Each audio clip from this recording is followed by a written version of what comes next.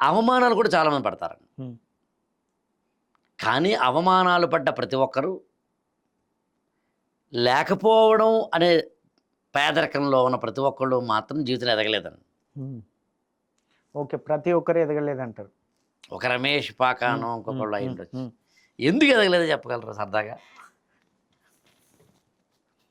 అంటే ఎదగకపోవటం ఇంకా వాళ్ళ మూర్ఖత్వము. ఎందుకంటే వాళ్ళకంటూ ఒక కసి లేనట్టు. బా కసి ఆ, లేనట్టు. కసి లేనట్టు. కసి ఉంటే ఖచ్చితంగా ఆ కసిలోంచి ఒక పట్టుదల, కృషి ఇవన్నీ పుట్టుకొస్తాయి. అవును, అప్పుడు ఎదుగుదలకు అవి దోహదపడతాయి. అవును.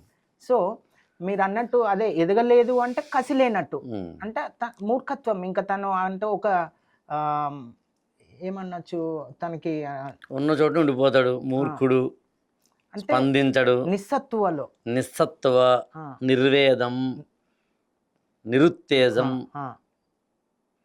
అక్కడ ఇంకో పదం చెప్తాను మీకు. హ్మ్. మీరు అన్నారు మనము ఈ ఉండిపోవడం అక్కడ హ్మ్. వాళ్ళ మూర్ఖత్వం, హ్మ్. కసి లేకపోవడం, హ్మ్.